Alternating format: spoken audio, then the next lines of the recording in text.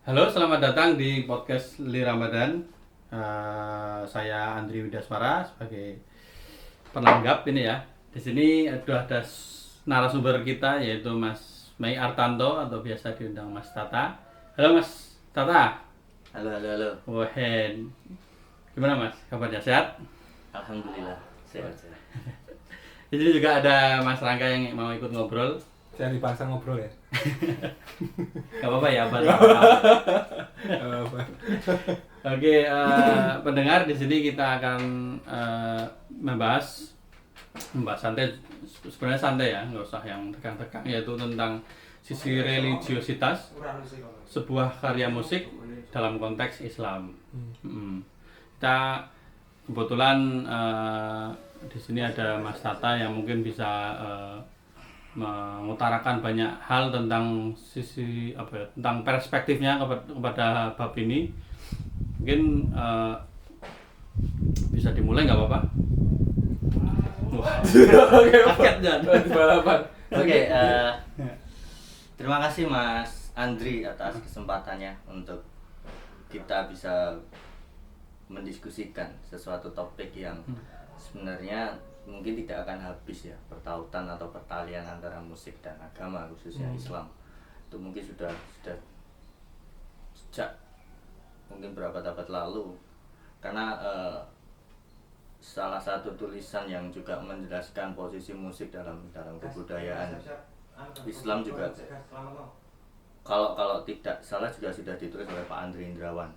Itu udah mungkin teman-teman nanti bisa mencari karena di Google ada juga.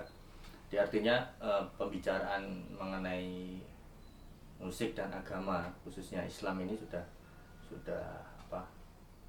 cukup panjang sekali bahkan sampai hari ini. Tapi yang justru menarik adalah bagaimana kita bisa menyoal keduanya lewat cara pandang yang Islam rahmatan lil alamin. Artinya Islam yang penuh kedamaian, penuh toleransi, penuh keindahan. Jadi bukan Islam dengan wajah yang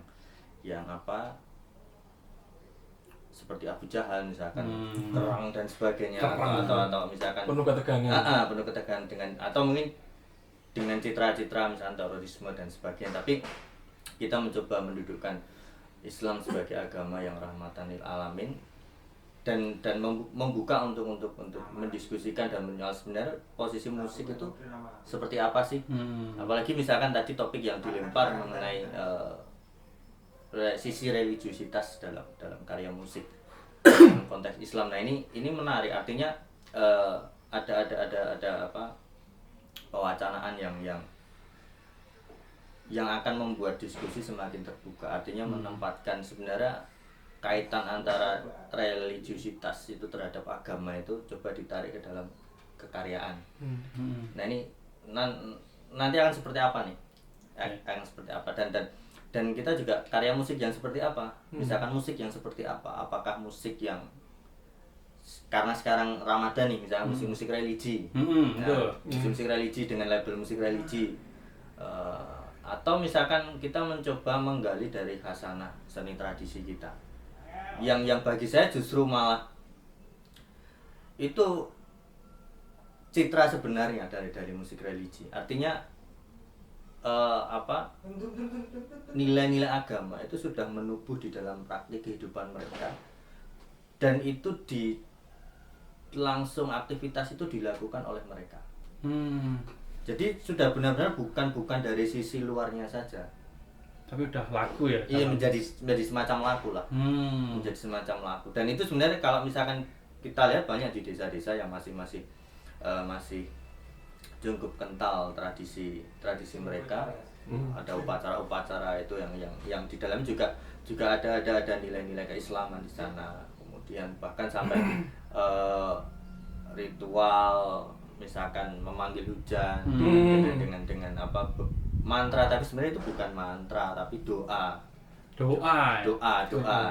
dari seorang manusia ingin memohon kepada Tuhan semesta alam untuk menurunkan hujan. Nah, cuman mungkin vocabulary atau apa yang ditemukan itu diksinya itu mantra. Mungkin yang cukup dekat. Tapi sebenarnya kalau kita itu hanya itu doa. Jadi seperti kita setelah sholat dan sebagainya itu kita memohon kepada seperti itu. Jadi nah nanti ini kita bisa melihat nih kira-kira dalam konteks ini sebenarnya religiusitas itu yang mana sih? Oh iya. Untuk kita menjernihkan kira-kira kita akan menggunakan batasan terminologi yang mana? Oke. Karena kan pasti banyak tuh. Kemudian karya musik yang mana dulu nih yang kita mau soal nih. Dan di sini ada Mas Rangga kebetulan. Mas Rangga akan menemani kita untuk pada wilayah sebenarnya kalau di dalam penciptaan karya musik yang art musik itu bagaimana kita bisa membaca sisi-sisi nilai yang sifatnya kontekstual. Bukan yang tekstual. Kalau tekstual barangkali kayak performance text itu sesuatu yang muncul di stage atau apa, tapi yang kontekstual itu bagaimana kaitannya dengan sisi religiusitas. Misalnya contoh kayak karyanya Mas Gatot yang Mihrab. Yang Mihrab itu yang itu mungkin kita bisa itu atau mungkin ada referensi lain mengenai karya yang bisa membangkitkan itu, tapi kita bisa mengawali dari apa? Batasan terminologi. Kira-kira kita mau sepakat yang mana dulu nih? Oke. Sebelum ke art musik mungkin ya, kalau Mas Tata sendiri menangkap sebutan atau terminologi musik religi yang populer sekarang itu sebenarnya gimana Mas? Ada pandangan gimana? Kalau nah ini menarik nih musik religi. Saya jadi teringat ketika beberapa tahun yang lalu ya, itu ada diskusi musik dan agama waktu itu yang diinisiasi oleh Laras. Itu Laras dan kebetulan saya hadir dan waktu itu sempat saya tulis dan dipublish oleh AMT di websitenya. Itu. Nah itu yang menarik adalah tawaran perspektif dari Noe atau Sabrang waktu itu. Dia Sabrang Leto ya. Itu justru malah menganggap musik religi itu adalah satu komoditas baru di dalam hiburan musik. Kenapa kok disebut komoditas? Nah itu menarik. Artinya kalau saya membaca itu berarti ada upaya menarik sesuatu nilai yang semula itu sifatnya private ya.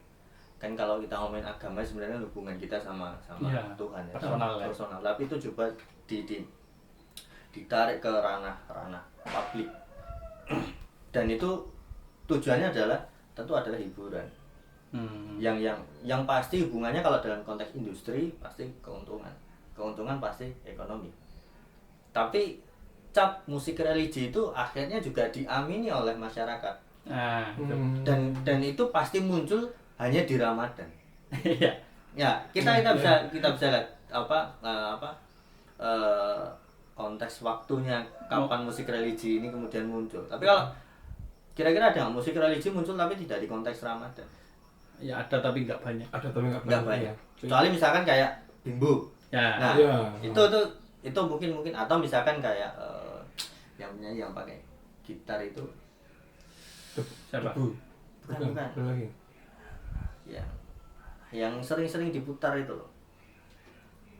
Agak lupa. Ya, mungkin nanti. Epic. Walah ya. Nah, itu malah kita bisa lihat sebenarnya itu posisi musik Epic Gade itu di mana? Oke. Kalau kita pahami liriknya lebih dalam, lirik ya pesan-pesan lirik itu kan banyak sebenarnya sisi-sisi ada sisi religius. Artinya mengingatkan kita pada sesuatu hal tentang alam, kemudian tentang hubungan kita dengan Tuhan dan sebagainya. Artinya tidak secara gamblang itu mengatakan bahwa menggunakan sebuah narasi mengenai keislaman atau ketuhanan, tapi dia bisa membuat lirik yang sebenarnya maknanya itu menurut saya sangat religi sekali, sublim semacam itu. Jadi tidak hanya sekedar luar saja. Tapi kalau seperti itu apakah semua lapisan masyarakat menangkapnya kalau sisi religiusitas itu dimasukkan di internetnya, nggak yang gamblang itu? Nah itu sebenarnya kalau untuk konteks masyarakat kita kemungkinan besar tidak terlalu banyak apalagi konteks saat ini ya, yang kecenderungan tradisi mendengar kita itu hanya sekedar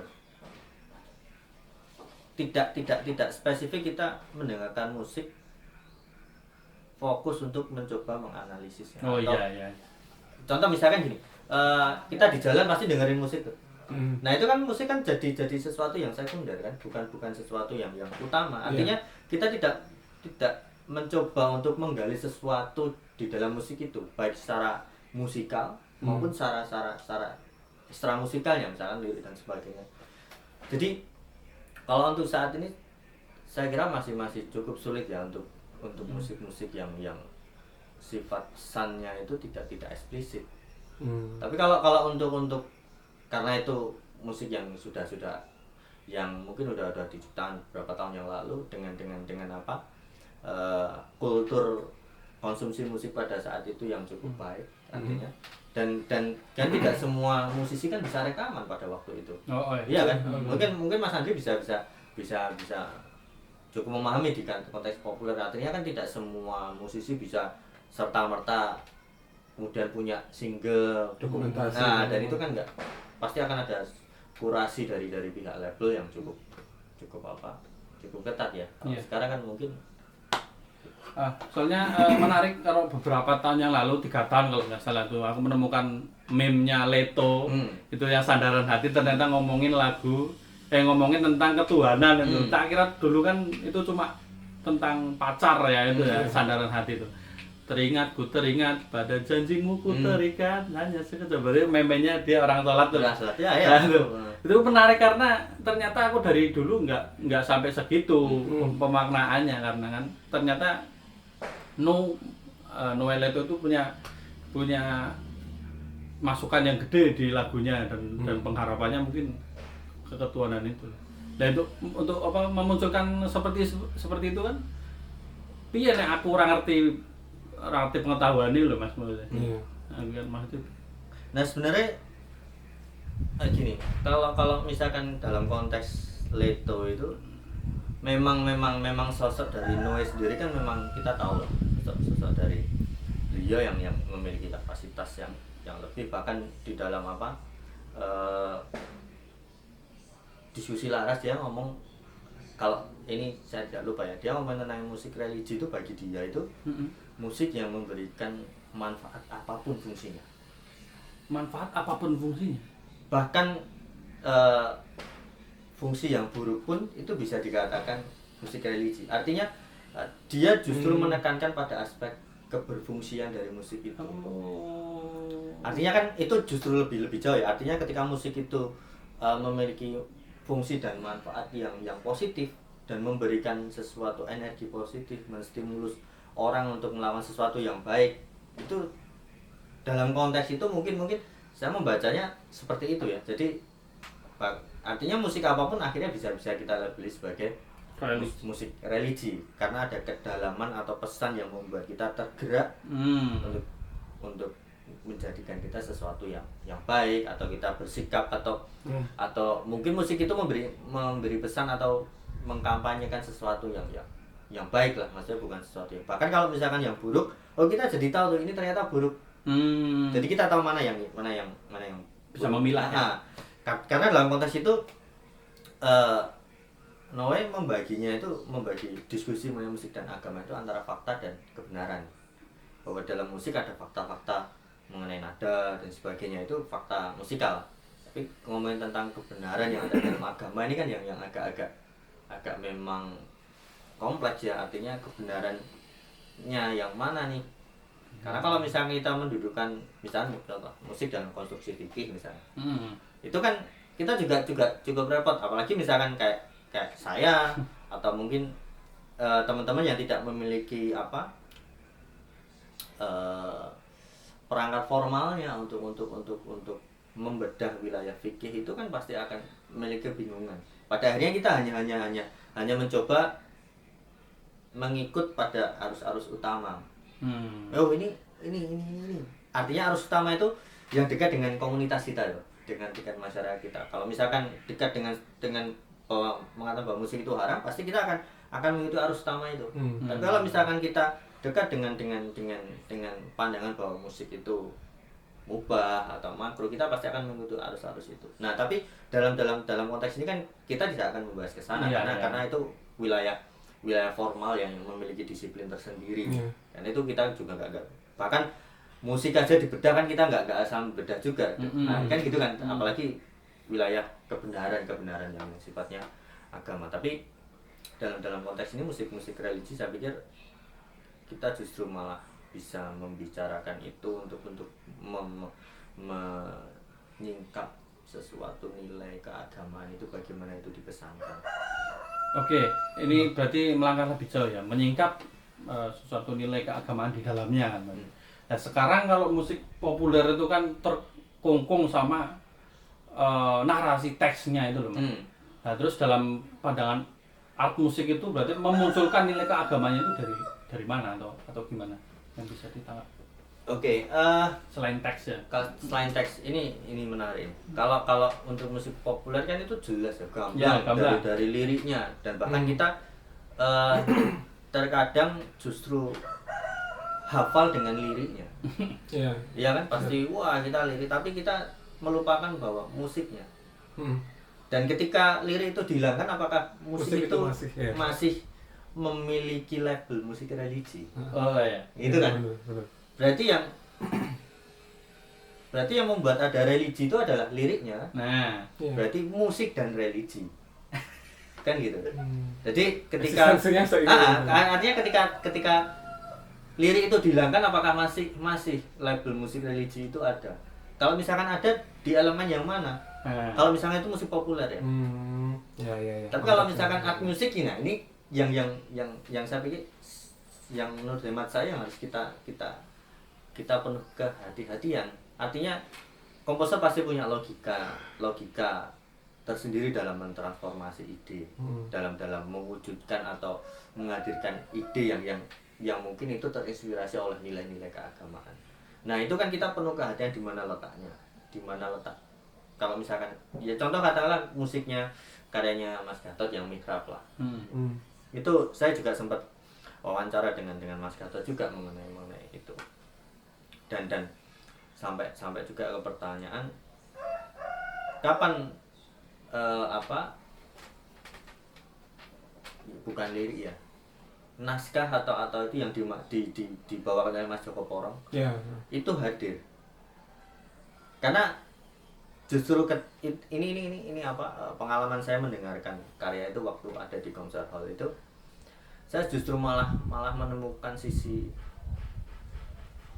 yang sublim ya, yang menurutku luar biasa antara ketika kecepatan Mas Joko Porong itu membaca naskah itu dengan musik yang benar-benar mencitrakan bahwa keterjadian semesta.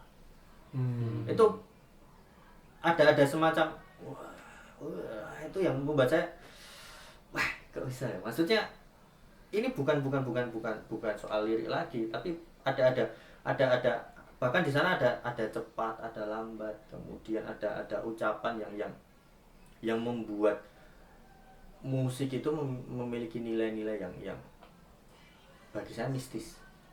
Justru kesan itu mistis.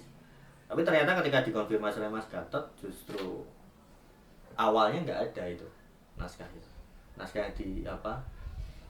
yang dibaca oleh Mas Joko Porong sebenarnya nggak ada. Tapi misalkan jika itu dihilangkan, kalau misalnya kita mendengar musiknya dan kita sedikit membaca mengenai informasi kekaryaan itu, kita pasti akan bisa sedikit membayangkan dengan dinamika yang begitu besar. Itu kan kayak Big Bang atau sebagainya. Itu kan kita bisa mengarah ke sana. Tapi kalau misalkan kita lebih dalam lagi, mungkin bisa dikatakan ya saya sepakat dengan argumentasinya Noe mengenai musik religi itu musik apapun yang memiliki fungsi apapun, baik itu baik atau buruk ya. Artinya begini, bahwa bunyi itu dia bisa hadir atau bisa ada itu karena kehendak dari Sang Pencipta. Oke. Iya menarik. Kronologi ketuhanan.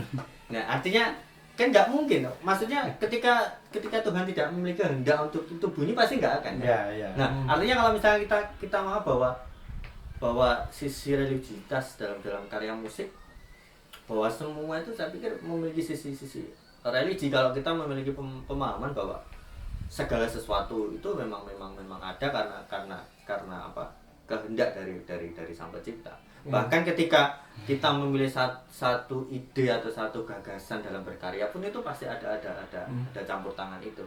Nah dari sana saya pikir itu udah menurut saya udah sangat apa ya, religius lah. Tapi itu mungkin bisa ditingkatkan menjadi sangat spiritual. Ya, dan membahas spiritual ada skala takaran kompleksitasnya masing-masing toh. Iya, itu pasti ya. Makanya jelas banget kayak iya. Satu manifestasi perwujudan bisa berwujud sederhana ya, seperti lagu-lagu populer yang umumnya, atau mungkin sangat-sangat kompleks sampai belum karuan terlihat sama sekali konten itu gitu. Nah kalau justru malah yang menarik adalah kayak misalnya lagu Sandaran Hati, kemudian BGAD yang secara lirik dia tidak secara gamblang ngomongin tentang Tuhan, Robi kan. Nah, tidak ada, tapi dia bisa menyembunyikan makna itu. Akhirnya ada karya musik di wilayah pop yang sebenarnya membuat kita berpikir. Untuk menyelami dimensi lain dari lirik yang bercerita hanya tentang cinta. Tapi bahkan itu mungkin kecintaan seorang manusia terhadap Tuhan ya. Atau kerinduan keberadaan. Ya gitu. Misalnya kita, tapi tidak secara eksplisit itu ada di dalam liriknya. Jadi saya pikir itu bukan tingkat religiusitas lagi ya, tapi lebih dalam lagi, karena bisa menyembunyikan sesuatu hal yang secara apik lah, secara estetik gitu. Di sini berarti ada batasan ya, tingkat religiusitas itu sampai mana, terus habis itu kemana levelnya? Di mana? Religiusitas itu kedalaman kita terhadap agama. Nah, terus kalau itu sudah menyublim berarti levelnya kemana Mas Rangga? Menurutku pribadi ketika udah ada sublim, aku sebenarnya nggak ngerti istilah lebih lanjutnya ya. Tapi ini aku nakar pribadi itu, aku pernah dikasih tahu tuh dari yang tak pelajarin di Pondok Pesantren Jawa Timur. Itu sampai ada istilah tuh udah nggak ada pengakuan lagi. Jadi nggak ada mengaku kembali bahwa kita bisa merasakan, kita bisa menyublimkan. Jadi sudah tidak ada keakuan dan benar-benar memasrahkan keseluruhan itu kepada eksistensi yang lebih nyata. Gitu. Jadi mungkin ya akhirnya entah itu makrifat atau tasawuf, aku kurang ngerti untuk definisinya, tapi lagu jadi udah akhirnya hanya membahas mengenai upaya pengolahannya saja daripada membahas labelnya gitu loh. Akhirnya itu nek aku pribadi selama ini selalu coba untuk melatih diriku membaca musik sendiri gitu, atau melakukan praktek musikku berdasarkan hal itu gitu. Kurang lebih kayak gitu sih kalau aku pribadi lah gitu. Tapi menarik ya kalau saya memperhatikan, ternyata memasukkan sisi religiositas ke dalam sebuah karya musik itu tidak harus yang rumit ya. Kayak Sunan itu membuat musik lirik dan sebagainya kan itu sangat dalam ya. Sebenarnya kan gitu kan.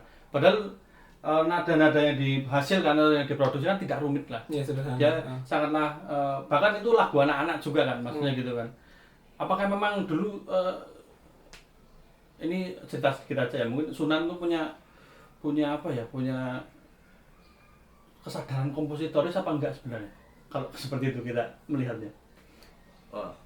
Kalau pada wilayah itu sebenarnya saya juga tidak berani menduga-duga. Iya. Artinya itu mungkin ada kajian historis tersendiri. Iya.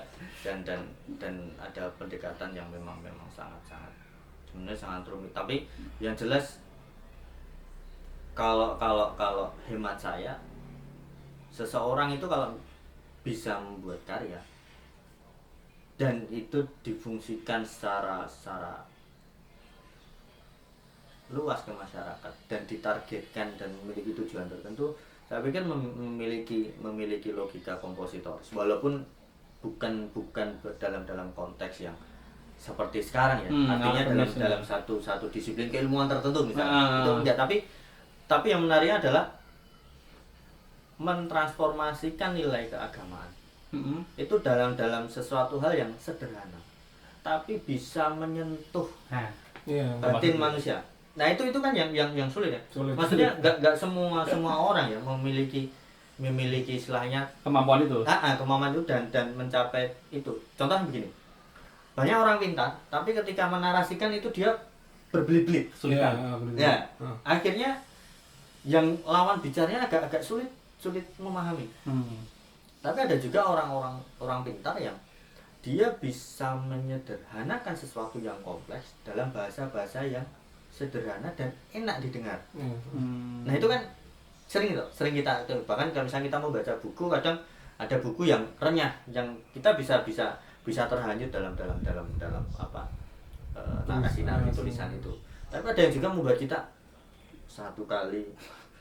Kan ada kayak itu. Nah itu kan ada dua kemungkinan, artinya memang mungkin level kita yang membaca belum sampai, atau memang ada satu teknik transformasi gagasan itu yang tidak berjalan secara mengalir, atau tidak sampaikan secara mudah. Itu sama dengan konteks yang diceritakan Mas yang tadi, kalau misalkan kayak Sunan itu membuat karya kemudian punya kesadaran komposisi, saya pikir memiliki ya, karena pada waktu itu kan kultur pada waktu itu kan jelas bukan sesuatu sama dengan seperti sekarang. Artinya Islam pada waktu itu kan menjadi sesuatu yang berjarak, yang cukup jauh, karena itu bukan sesuatu yang sifatnya natural atau alamnya dimiliki oleh masyarakat Jawa kan. Tapi di sana ada kesamaan, mungkin ada kesamaan antara laku masyarakat Jawa pada masa itu dengan beberapa nilai yang ada di Islam. Nah itu yang coba digabungkan oleh para wali yang dibungkus dengan sesuatu yang dekat dengan mereka. Kalau misalkan itu dikatakan lagu, mereka enggak. Tapi kalau tembang, pasti kan dekat dengan mereka. Misalnya contoh kayak wayang, ada kalimat syahadat kemudian menjadikan jimat kalimat sodo. Nah itu kan jimat itu pada waktu itu kan sesuatu yang dekat dengan kultur itu. Iya kan? Nah, artinya ditransformasikan sedemikian rupa agar itu seakan-akan menjadi milik mereka. Itu yang menurutku sangat cerdas ya. Bukan. Akhirnya kembali lagi Islam menjadi sesuatu citra yang indah, sesuatu citra yang toleransi. Kita pada masa itu melakukan syiar pun dengan kebudayaan yang sudah ada, tapi disisipkan dengan nilai-nilai keislaman itu tanpa atau secara langsung merubah tatanan kebudayaan pada masa itu ya. Komprominya masih gede ya. Masih gede. Kalau sekarang kan kita anggap ya Islam sudah menjadi agama mayoritas di sini, akhirnya itu akan jauh lebih mudah. Tapi justru dari kemudahan itu kita malah justru kalau saya lihat saking mudahnya justru hal-hal semacam itu jarang sekarang. Tidak terkui ya. Atau mungkin saya yang tidak banyak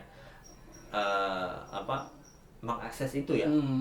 Tapi kalau misalnya melihat dari hari ini musik religi semacam itu kan jadinya agak, dan sifatnya ya sudah setelah Ramadan selesai. Nah, ya. Tapi kalau lirik itu zaman loh. Itu dia udah diuji oleh tantangan zaman. Menembus berawat zaman itu. Walaupun misalkan itu masih digawa dalam tradisi pesantren dan sebagainya, tapi kan ada sesuatu yang membuat dia bisa bertahan begitu abadi lah. Nah, contoh misalnya kayak lagunya EBGAD. Itu kan masih kita sekarang masih kita ada. Yang kadang yang malah justru saya habis pikir, kenapa itu kemudian dikaitkan dengan ketika ada bencana lagu itu diputar. Iya. Iya, benar. Sekarang religiusitas juga dalam bencana dekat kan. Nah, Ini artinya provokasi auralnya, Mas. nah itu juga Dimanfaatkan, maksudnya ya. apakah kita sebagai seorang manusia itu harus Bencana mengingat itu ketika ada bencana atau tidak. Artinya kan itu kan kalau misalkan ketika ada bencana tiba-tiba lagunya AD kan Atau opik ya. nah itu ya itu menurutku ya cukup mendiskriminasikan karya ya. Iya. Benar satu sih. Loh, maksudnya pasti kalau misalnya kita konfirmasi dengan pembuatnya kan ya mungkin itu menjadi salah satu fungsi untuk mengingatkan kita kepada sesuatu yang baik. Tapi kan ada fungsi lain yang sebenarnya tidak disematkan dengan konteks-konteks semacam itu. Yang kadang-kadang juga ada yang cukup ekstrim sampai memaksakan desibelnya cukup tinggi sehingga pecah lagunya gitu. Nah, itu. Terus yang cukup ekstrim juga Nah, menurutku. itu artinya Terus informasinya jadi ketutup-tutup loh. apalagi ya kalau misalnya kita orang musik pasti kan kita cukup menyoroti aspek-aspek musikal itu ya. Bahkan ukuran-ukuran misalnya ya Mas Andri di band dan sebagainya yang cukup dekat dengan ukuran-ukuran sound system itu kan kita mesti agak sedikit rewel juga kan. Rewel. Karena kita tahu. Karena kita tahu, tapi mungkin masyarakat kita banyak yang tidak akhirnya yang penting keras saja atau ada pertimbangan lain. Jadi justru di sana malah aspek religiusitasnya malah justru terkaburkan.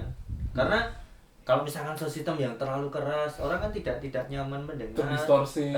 Atau mungkin ketika kita berbelanja di supermarket, nah itu kan sambil lalu kan. Jadi malah justru kalau dalam konteks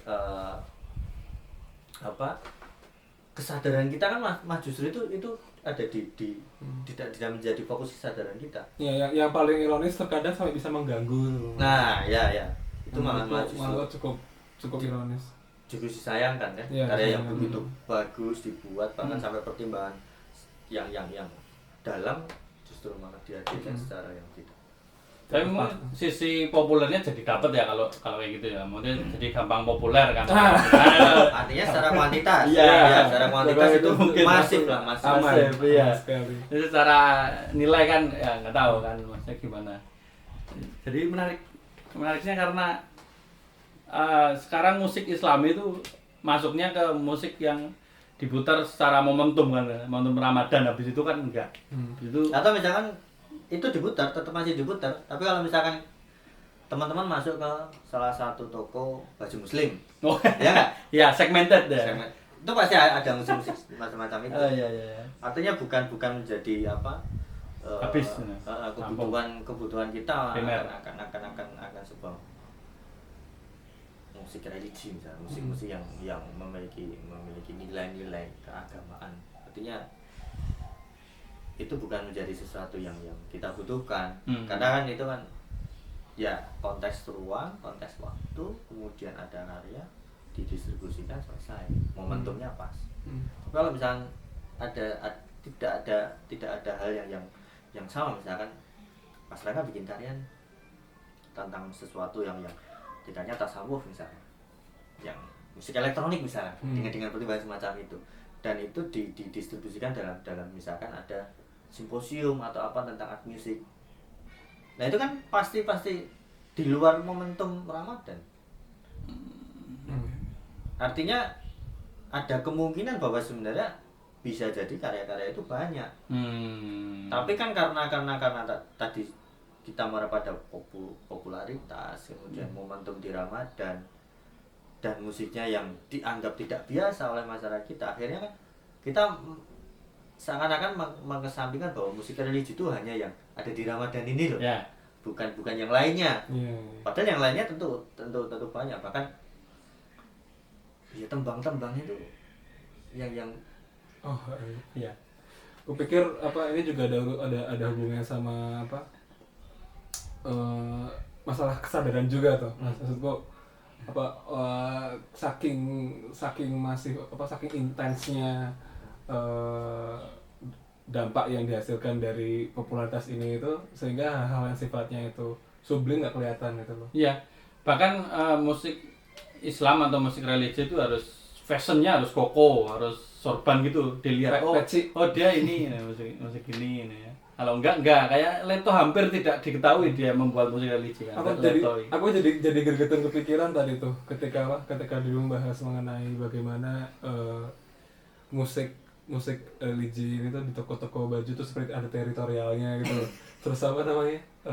Aku juga berpikir kayak kan kondisinya itu kan sebenarnya kan cukup unik ya, dimana itu ruangan satu gitu kan. Terus terkadang juga bergulung-gulung reverberasi akustiknya misalkan, terus ditambah musiknya itu malah sing rame kenceng misalnya, meskipun itu musik religi misalnya gitu. Aku tuh jadi berpikir apa kan cikal bakal itu kan dia ngeniru dari ada yang bilang Hindustani, ada yang bilang dari Arab, Arab Jazirah Arab bukan Arab Saudi ya, Jazirah Arab misalkan, dimana kalau yang aku tahu itu di Jazirah Arab misalkan tuh rumahnya terbuka gitu loh, tertutup pun itu tuh kering gitu. Jadi kayaknya aku ada urusannya sama kesadaran akustika juga gitu loh di situ. Dan aku jadi keinget malahan sama beberapa karya-karya ambience musik misalkan, kayak Brian Eno misalnya, mungkin jenengan tahu. Kayak Brian Eno dia buat musik untuk rumah sakit gitu. Dan musik yang dia buat untuk rumah sakit tuh nggak seperti yang tak pikirin kayak model musik klasik atau gimana, enggak, tapi bener-bener musik dengan letupan melodi atau nada atau motif-motif kecil atau mungkin malah figur dan sebagainya, itu yang jarak satu sama lain itu sangat-sangat panjang gitu. Sehingga ada momen di mana secara kognitif tuh yang mendengarkan tuh menunggu si momentum tiap bunyinya muncul gitu loh. Nah, aku pribadi sebenarnya kayak membahas mengenai religiusitas di musik. Aku ketika tadi dengar dari Mas Noe tadi, Mas Tata jelasin tentang apa yang dikatakan sama Mas Noe mengenai bahwa musik religi itu dia yang memiliki fungsi apapun gitu kan. Aku jadi berpikir sebenarnya jangan-jangan tuh semua musik ini sebenarnya religius gitu loh. Tergantung dengan takarannya masing-masing, karena ini berhubungan dengan iman dan kodratnya sebagai insan kan. Terus juga kalau aku pribadi ketika aku sekarang nekuin musik yang seperti inilah, yang mungkin juga ada melipir ke musik kontemporer klasik, ada juga melipir ke musik elektronik dan sebagainya, itu ketika aku mencoba buat ngelihat bukan lagi label musiknya, tapi melainkan ada yang ada di balik fakta musik itu sendiri gitu. Gampangannya tuh ilmunya misalkan. Ilmunya atau setidaknya itu ada gagasan-gagasan konsepsi yang sebenarnya tersembunyi dan itu jarang banget dibahas. Seperti misalkan ini momentumnya itu sebenarnya ketika waktu itu aku sempat riset mengenai soundscape sama Mas Gatot Danar di Oktober Meeting waktu itu, yang kebetulan masih belum jadi agendanya. Itu ketika aku ngelusur mengenai studi mengenai soundscape dan sound work, terus juga ada pengertian mengenai sound awareness dan deep listening. Ternyata kalau tak pikir-pikir lagi, itu ini kayak menghilangkan bajunya dan hanya menyisakan konten-konten dalam konstruksi aura lah kalau saya bilang gitu. Nah itu loh akhirnya. Jadi yang tersirat ini loh yang saya langsung bisa lihat di situ bahwa sebentar, kok semua isinya kok yang tersirat semua ya, kok nggak ada sama sekali tertulis gitu. Bahkan ketika satu analisis mengenai karya elektroakustik yang menggunakan soundscape pun dia nggak langsung ada hal yang sangat definitif. Ini loh, enggak, bener-bener banyak banget variannya. Sehingga yang bisa saya simpulkan itu sebenarnya musik itu reka-reka kita gitu loh. Musik itu reka-reka kita. Dan saya pikir lekat dengan bagaimana kita menyikapinya lebih gitu loh. Soalnya kondisinya sekarang musik udah di mana, materialnya udah di mana-mana gitu loh. Dia nggak bisa lagi kita pisahkan dengan diri kita gitu loh. Dia sangat lekat sampai kata istilahnya nggak, kalau telinga kita hilang pun ini masih ada gitu loh. Jadi benar-benar sangat lekat. Maka aku pikir wilayah yang menurutku kondisi hari ini kan kurang seimbang itu adalah pembukaan mengenai wilayah hakikat ini tadi itu, yang sangat sekali aku pikir jarang disuratkan gitu loh, jarang ditertuliskan gitu. Ini cuma pandanganku mengenai tadi yang teritorial di musik. Tapi memang kalau kita lihat memang kulturnya kalau hari ini seperti itu ya, semua kan terdominasi oleh visual. Nah, semua itu terdominasi tentang apa yang kita lihat. Iya benar. Iya kan? Iya benar. Budaya tontonan. bukan dan sebenarnya musik itu mengajarkan kita bukan sesuatu yang kita lihat loh. Iya benar. Artinya begini, kalau misalnya kita menggunakan satu metode di listening lah, untuk mendengarkan satu karya musik, kan kita pasti akan menemukan satu titik di mana ada hubungan yang intim antara kita dengan musik. Kalau misalkan kita tarik ya, kalau misalkan kita bangun tengah malam kemudian kita beribadah, pasti ada satu momentum di mana ada hubungan yang kuat antara kita dengan Yang Maha, Sang Pencipta. Nah artinya sekarang yang dibutuhkan adalah kita kesadaran kita untuk menyoal sesuatu itu tidak dari luarnya saja. Artinya kita kembali, misalnya kita mendengarkan musik ya jangan cara formatif yang ada di stage nya. Oke, itu menjadi satu bagian. Tapi kalau misalkan kita ingin lebih dalam memahami musiknya, kan pasti kita lewat pendengar. Nggak mungkin misalnya kita lihat apakah kita bisa menembus dimensi ritme strukturnya, kita bisa menembus dimensi timbrenya, kan nggak mungkin kalau dengan kita lihat. Atau mungkin lebih gampangnya secara teks lah, partitur lah, apa kita bisa menembus dimensi itu? Kan tidak. Itu satu-satunya hanya lewat telinga. Nah, maka dari sana penting untuk kita menyadari bahwa musik itu adalah sesuatu media yang mengajari kita untuk mencapai sebuah hakikat. Karena kan nggak nampak tuh, materialnya nggak nampak, kita nggak bisa, tapi kita bisa merasakan. Sesuatu gelombang itu bisa menstimulus kita melakukan sesuatu, atau kita tergerakkan sesuatu, atau bahkan kita merespon sesuatu dengan wah kok iso ini sih, dan respon itu sendiri. Bahkan sampai kita berpikir kok iso ya mas, bahkan sampai kadang ketika mesti teman-teman juga pernah mengalami ketika kita pulang konser kan bisa dalam waktu seminggu masih memikirkan karya itu. Dan itu menurutku itu yang sebenarnya perlu kita kampanyekan ya. Kita sebagai orang musik memiliki tradisi mendengarkan musik yang betul-betul intens. Artinya bahkan celotehannya siapa namanya? Bagor. Mas Bagor. Mas Bayu. Ya, Mas Bayu lah. AKA. Nah, itu dengan musik pakai headset kecil aja berani komentar. Kan padahal itu karya yang memang dikhususkan untuk planning yang tidak sederhana. Ya itulah. Tapi hanya pakai modal headset kecil berani komentar. Artinya kan di sana kita bisa belajar mengenai ternyata tidak sederhana itu untuk kita hanya sekedar mendengar musik, karena pasti ada pertimbangan yang spesifik dari komposer, sound engineer dan sebagainya. Artinya dalam mendengarkan itu kita harus punya perangkat yang proper. Iya, yang cukup mumpuni. Artinya untuk menangkap dimensi bunyi itu loh. Yang kita bisa menyampai pada satu titik, oh ternyata ini. Nah itu yang menurutku kita bisa masuk ke dalam kedalaman musik itu. Seperti kita ya bagaimana misalkan Mas Rangga nih punya tradisi di pesantren, sedangkan saya tidak punya tradisi sana. Tapi memandang agama itu seperti apa sih? Apakah kita hanya sekedar membaca teks? Hanya kita membaca teks misalkan, atau membaca surat-surat, tapi kita tidak mencoba mendalami makna. Kan itu kan sama kan, seperti itu. Jadi artinya kita sebenarnya kalau kita mengamati kehidupan kita ya dalam beragama, kan kita juga sebenarnya belajar mengenai itu, mengenai sesuatu itu tidak bisa dilihat dari luarnya saja, tapi dari dalamnya, karena justru yang ada di dalam itu yang lebih penting. Makanya kalau misalnya nggak gitu, nggak mungkin sampai sekarang banyak tafsir mengenai Al-Quran yang sangat luar biasa. Ahli-ahli tafsir pasti akan banyak untuk memaknai satu kitab. Ya mungkin untuk kitab yang lain kan, sampai ada teologi dan sebagainya. Itu kan artinya memahami satu kalimat pun itu tidak sembarangan loh. Nah, ketika kita dalam musik juga menempelkan kata religi atau Islam di dalam musik, itu menurutku juga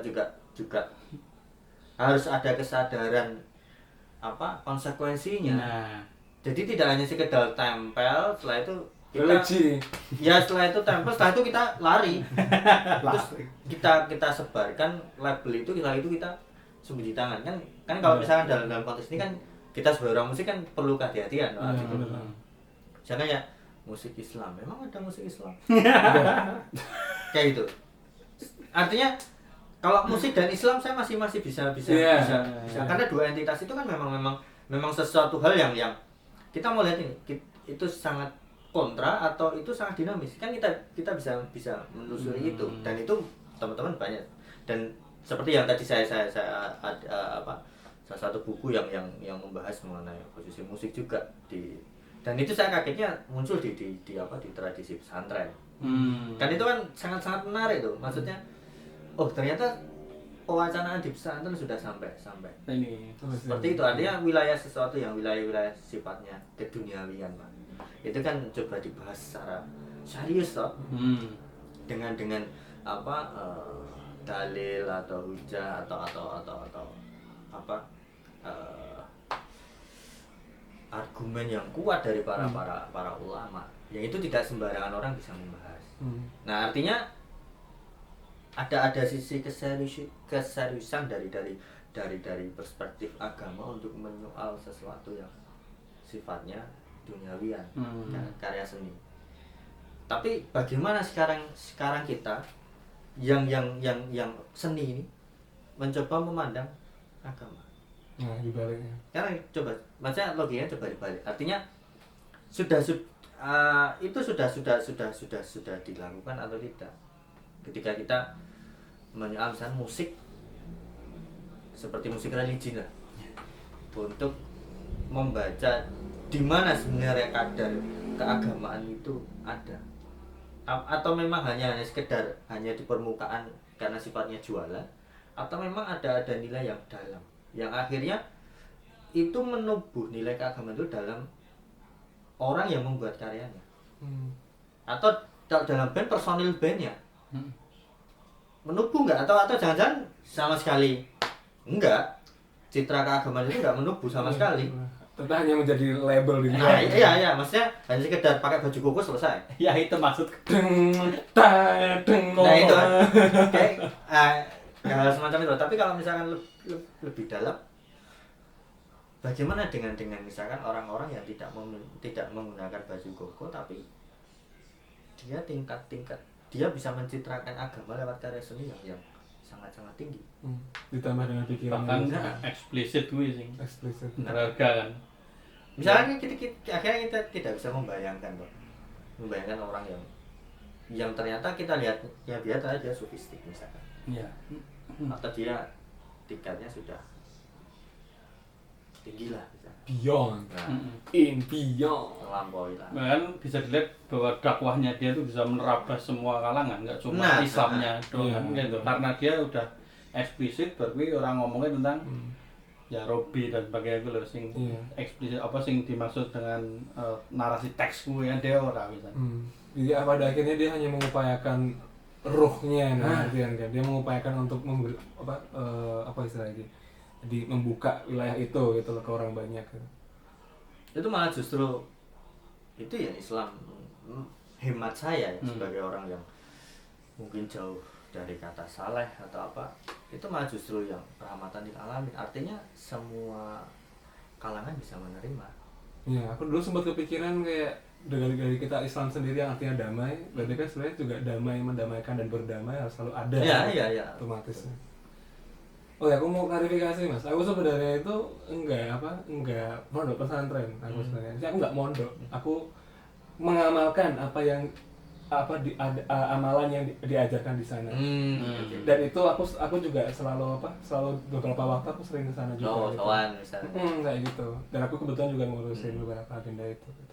Cuman aku mau jadi seneng ketika ada bahasan seperti ini, bahwa akhirnya bisa disimpulkan bahwa pada akhirnya musik ini adalah menjadi bagian penting dalam upaya menyeimbangkan yang tersurat dan tersirat dalam konteks Islam sendiri itu untuk kasus ini gitu loh. Ya bisa menjadi satu media ya, maksudnya media untuk apa, mengkampanyekan sesuatu bahwa sebenarnya itu Islam itu bukan sesuatu citra yang teroris dan sebagainya, apalagi misalkan dengan sesuatu yang bom dan sebagainya, sebenarnya kan ya, penuh ketegangan. Nah, itu kan penuh ketegangan itu. Enggak, artinya itu hanya oknum-oknum saja, tapi di lain sisi banyak sekali orang-orang di luar sana yang mencitrakan Islam lewat karya musiknya secara damai.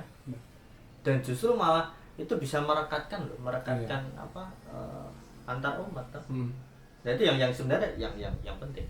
Dan itu menurut saya adalah ketika orang-orang seperti itu membuat karya musik, itu musik religi.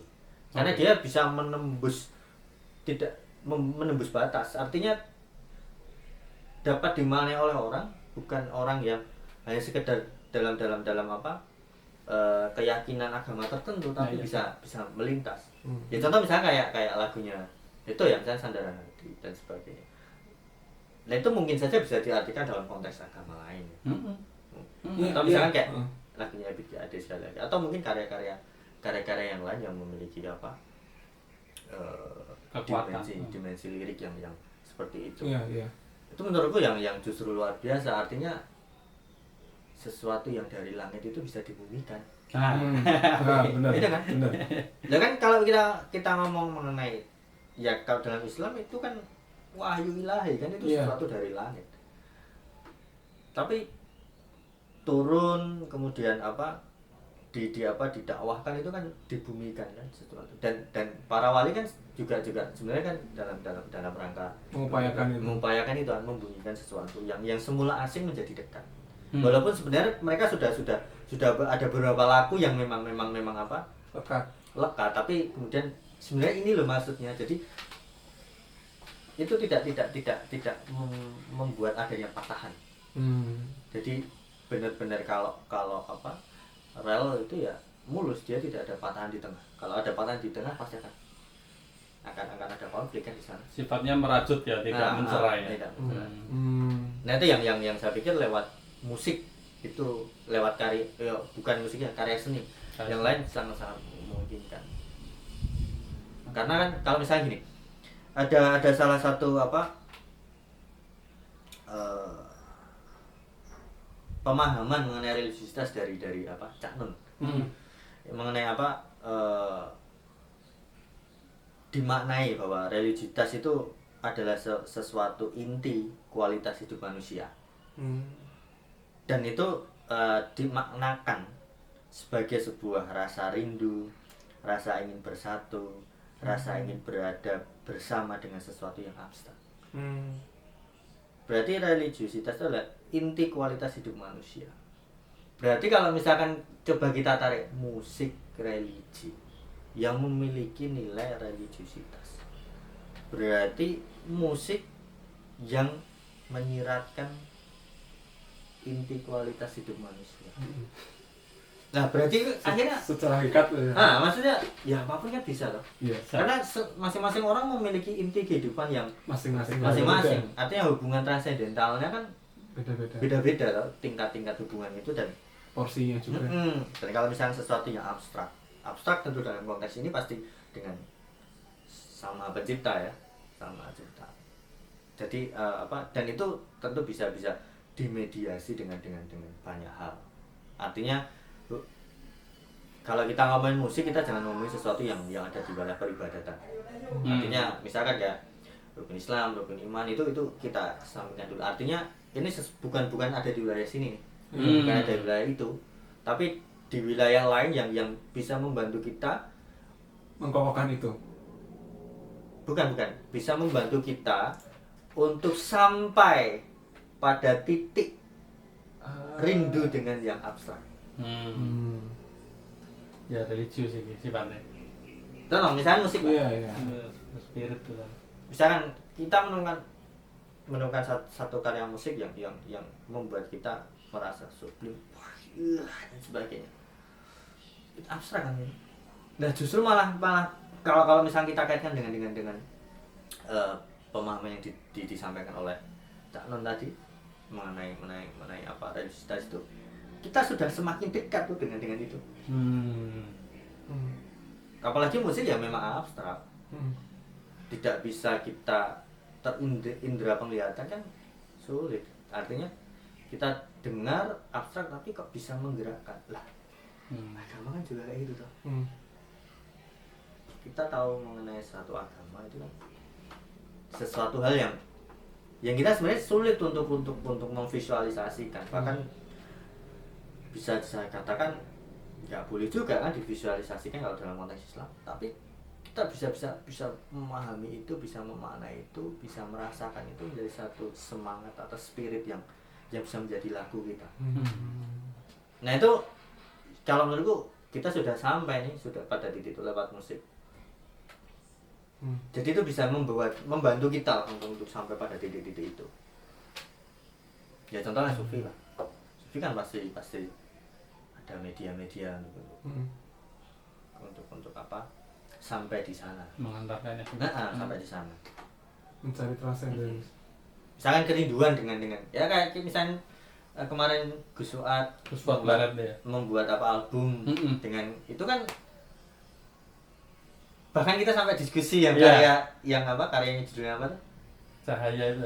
Cahaya pertama. Nah, itu kan ya kita sampai diskusi itu enggak ada habis-habisnya bahwa bisa ya. Maksudnya tercengang waktu itu. Maksudnya dengan apa? Melewati proses bersama Gus Fuad waktu itu.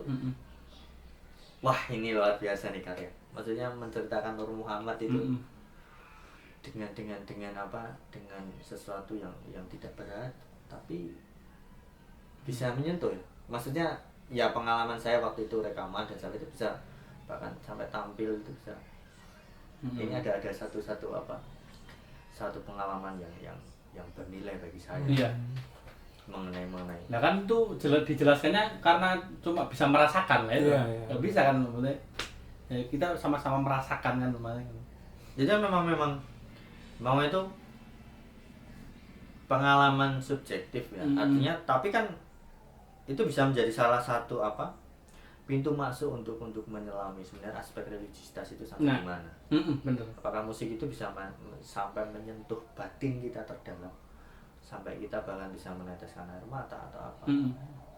Ya itu maksudnya nggak hanya musik itu saja loh. Iya. Maksudnya ketika saya nonton YouTube kemudian pakai phone yang bagus nonton musik itu terenyuh nonton. Maksudnya begitu indahnya ya. Maksudnya mengagumi. Itu sampai ya kalau saya langsung apa? Jadi mesti Gusti Allah luar biasa indah. Artinya lah ciptaannya aja bisa membuat keindahan begitu indah. Apalagi yang maha indah kan maksudnya kalau kita mau semakin kita kaitkan religiusitas ke arah sana ya semuanya bisa kita labeli religi dong kalau kayak gitu. Yes. Nggak hanya benar. Nggak hanya musik dan dari beberapa yang saya baca memang religiusitas juga punya dimensi. Ada banyak dimensinya di sana yang apa bisa kita apa telusuri satu persatu. Misalkan contoh ada dimensi keyakinan, ada dimensi praktik peribadatan, ada dimensi pengalaman, ada dimensi pengetahuan dan ada dimensi penghayatan. Artinya dari kelima dimensi itu kan kita bisa melihat kadar religiusitas itu ada di mana, porsinya ada di mana, dan kita semakin apa semakin mendapati titik cerah untuk menyoal di mana letak hubungan antara musik dan keagamaan ini. Iya, menarik karena kan sekarang narasi yang dibangun adalah yang tadi poin yang kedua itu bahwa religiositas selalu dimaknai dengan praktik keagamaan saja, tidak yang padahal poinnya ada 5 tadi kan. Ada keyakinan, ada penghayatan, nah itu yang ditinggalkan padahal itu sama-sama poin pengalaman itu juga pengalaman itu kan kadang-kadang Itu justru malah yang menurutku yang faktual pengalaman itu. Artinya masing-masing orang punya pengalaman religi yang berbeda-beda. Tapi ketika itu dikaitkan dengan apa sesuatu nilai, itu kan pasti justru akan lebih bisa kita cerna, lebih gampang daripada sesuatu yang disampaikan secara tekstual. Ya. Kalau secara tekstual itu kan antara dua kemungkinan, memang yang disampaikan itu kita paham atau tidak. Karena kan tidak semua orang paham tentang sesuatu informasi yang disampaikan secara tekstual. Tapi kalau itu dialami dalam sebuah pengalaman tertentu, pasti diingat. Contoh lah, misalkan gini lah, ada kelas komposisi, wah teori ini selesai. Tapi ternyata suatu ketika kamu menemukan pengalaman yang sama dengan di teori itu, tapi konkret. Iya, dampaknya beda. Pasti kan ada sesuatu yang istilahnya nyantel lah di dalam apa? Di dalam apa? Memorimu. Lebih komplit di situ. Lebih komplit dan hubungannya tidak dengan satu arah saja. Tapi banyak aspek yang membuat kita semakin jelas tentang pemahaman itu. Oh iya ini iso ini. Oh iya iso ini. Artinya dinamis kan? Artinya enggak ada sesuatu yang pasif. Yang saklek, yang apa? Keras dan sebagainya enggak. Benar. Bahkan ada quotes kan, pengalaman adalah guru terbaik kan. Nah, ya itu. Cuman ya kalau pengalaman tidak didasari dengan keilmuan, saya pikir juga. Nah, itu yang cukup berbahaya juga kalau kita hanya berbasis pada empiris pengalaman tapi tidak dikonfirmasi dengan keilmuan kan dia cukup hati-hati. Maka perlu bijaksana dan tulus kepada betul. Hari ini itu yang sulit. Bijaksana dan tulus. Itu yang sulit. Bijaksana dalam konteks apapun ya. Musik, ada satu musik dan ada seorang yang dia dilabeli sebagai kritis musik. Maka ya itu kan dalam hubungan itu kan bisa terjalin tercitrakan kebijaksanaan itu dalam menulis dan sebagainya. Tapi ya itu kembali lagi ke orangnya. Iya benar. Personalnya lagi. Menarik banget ya. Dan kita sampai sejauh ini. Semoga ini ya ada impactnya untuk yang mendengar ya. Amin. Kalau nggak ada buat teman tidur kan itu juga. Teman tidur nggak apa. Impact juga itu. Rungon. Iya. Ya yang jelas kalau kita kembali ke tadi argumentasinya No ya, masa perang itu, musik religi itu musik yang memiliki fungsi apapun. Ya sama. Berarti acara ini kan bisa kita lebih religi. Yang memberikan dampak apapun itu terserah nanti yang mendengar. Tapi yang jelas kita berusaha untuk berbagi sesuatu yang bisa menjadi apa, bisa memantik kita untuk mendiskusikan mengenai posisi musik, religi, mengenai religiositas, bahkan bagaimana dengan keadaan spiritualitas. Kemudian sebenarnya apa yang akhirnya membuat kita berpikir musik religi itu sajane apa toh? Iya.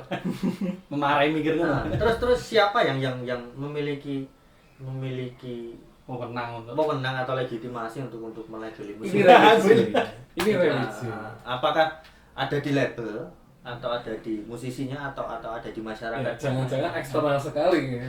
Atau memang itu ya memang sebenarnya istilah populer. Ya dibuat-buat saja karena tadi kan kepertimbangan maksudnya kan ada komoditas untuk industri itu istilah populer, untuk meramaikan dan sebagainya. Tapi lebih dari itu sebenarnya ada nggak praktik di sekitar kita yang memang itu ada musik religi tapi dia tidak memiliki tendensi komoditas. Nah, gitu.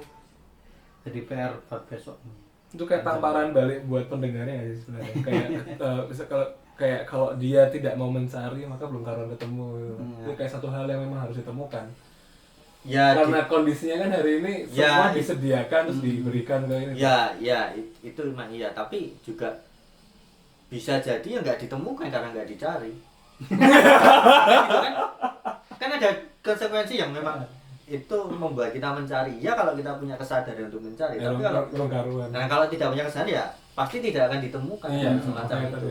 Cuman itu kan bisa menjadi minimal buat saya sendiri itu memantik kita untuk menyoal sesuatu yang lebih dalam ya terkait dengan religiusitas dan kita juga kalau misalkan kita ngomongin konteks Islam pun kita juga nggak sembarangan nih, karena itu hubungannya pasti akan ada sesuatu nilai-nilai keislaman yang sebenarnya harus disampaikan oleh orang yang memiliki perangkat formalnya untuk itu ya minimal paham Al-Quran, paham hadis dan sebagainya yang secara ya sebenarnya kalau misalkan untuk itu kita banyak sih sekarang dakwah itu di YouTube kan, kita tinggal pilih kan kita mau mendengarkan yang mana dan itu sebenarnya membuat referensi kita mengenai nilai keislaman, karena yang berbicara memang yang kompeten yang artinya memiliki tradisi keilmuan yang sanate itu jelas ilmu ini sanate jelas enggak yang itu enggak, dari sana kita bisa melihat. Nah di sini yang kemudian yang penting adalah bagaimana kita menjembatani itu. Karena kita di musik yang tidak apa yang mungkin sedikit pengalaman kita atau sedikit referensi kita, sedikit bacaan kita atau pemahaman kita mengenai wilayah keagamaan bisa kita apa tarik ke dalam diri kita untuk memahami dua hal ini, musik dan agama ini, sehingga kita bisa membantu untuk mengkampanyekan bahwa kita bisa bernegosiasi.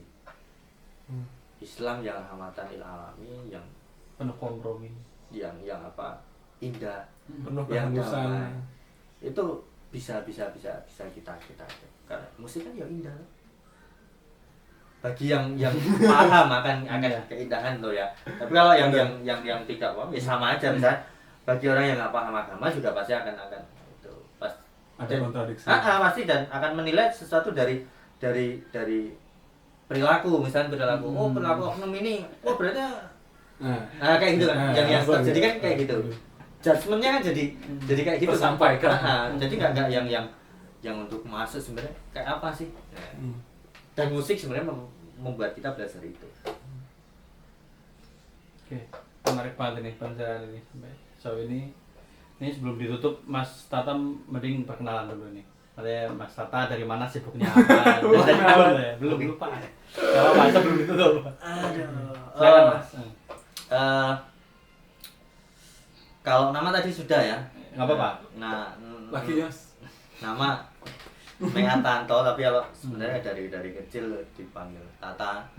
Ini sampai sekarang dipanggil Tata, dan sebenarnya aktivitas saya ya sekarang menjadi tenaga pengajar di program studi pendidikan musik Fakultas Seni Pertunjukan Institut Seni Indonesia Yogyakarta. Itu mulai Juni 2019 ya, jadi ini udah hampir 2 tahun ya. 2 tahun. Kalau aktivitas sebelum itu atau jauh sebelum itu sebenarnya ya saya sebagai pemain musik, terus setelah itu lulus S1 yang melanjutkan studi S2, kemudian setelah itu mengajar di sekolah. Waktu itu sempat mengajar di SMA Muhammadiyah 4 di Jakarta, mengajar musik. Menarik juga tuh. Mengajar musik, terus lebih ngerti ya.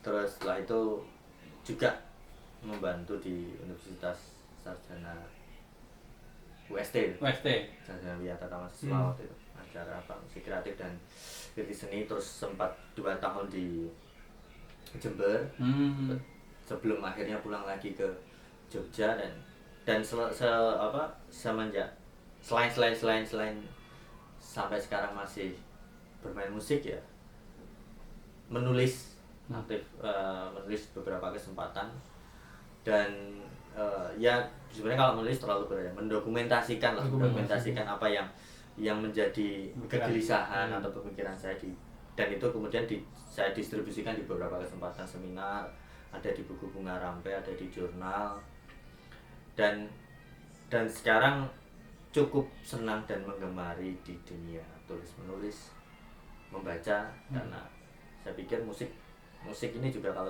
selain praktik juga membaca penting ya, artinya membaca ini bisa kita dalam arti sempit dan luas.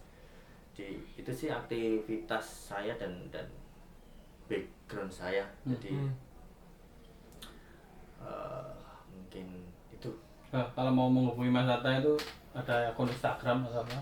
Kalau Instagram ada, Facebook ada, jadi dan saya sebenarnya terbuka juga sih, terbuka untuk apa, belajar bersama dengan siapapun, artinya selama itu masih berhubungan dengan musik dan wilayah keilmuan yang lain, itu saya masih apa, cukup terbuka dan saya akan semangat sekali, karena lewat pergaulan, lewat belajar itu saya juga pasti akan banyak belajar sesuatu. Itu kalau Instagram saya ada, dan namanya memang agak susah sih. Memang Instagram saya memang itu saya buat kontemporer biar tidak gampang ditemukan aja itu. Gitu. Nah, disebutkan apa, Pak? Kalau nggak salah Flautaissimo. Flautaissimo. Atau enggak Tatamei. Langsung ketemu ya. Nah, itu Tatamei aja udah. biar enggak Italia. Oke, Mas Atta, ini kami dari Art Music Today mengucapkan banyak terima kasih atas partisipasinya di Li Ramadan. Terima kasih untuk menyanggupi menjadi narasumber untuk podcast ini. Wah, enggak ya. Nah, terus terima kasih untuk kesediaannya juga, waktunya, terus buah pemikirannya. Semoga Mas tata karir dan puasanya lancar terus. Amin. Dan semoga kita tetap masih bisa bersinergi ya Mas di lain kesempatan. Amin. Sama mungkin saya juga menyampaikan terima kasih kepada Mas apa yuk? Mas Andri, atau Mas Sinyong dan Mas Rangga dan AMT dan Pak Direktur Mas Eri Setiawan karena sudah memberi kesempatan saya untuk bisa berbagi. Ya sebenarnya bukan narasumber, kalau narasumber itu terlalu apa ya, teman sharing lah. Ya, kita ngobrol santai saja, dan mungkin mohon maaf juga kalau misalkan ada salah-salah kata atau misalnya ada suatu hal yang saya sampaikan kurang berkenan dan tidak pas di pendengar semua, saya mohon maaf, dan tidak ada tendensi apapun dalam menyampaikan. Saya hanya ingin berbagi dengan beberapa referensi atau pengalaman saya yang saya temukan, dan tidak bermaksud apapun juga dengan apa yang saya sampaikan. Jadi terima kasih dan mohon maaf jika ada salah-salah kata dari saya. Oke, terima kasih pendengar sudah setia mendengarkan sampai selesai. Saksikan terus Li Ramadan di YouTube Art Music Today, dan saksikan juga setiap pengumumannya di Instagram AMT Publisher dan Art Music Today. Selamat jumpa kembali, semoga sehat walafiat ya. Wassalamualaikum warahmatullahi wabarakatuh. Waalaikumsalam warahmatullahi wabarakatuh.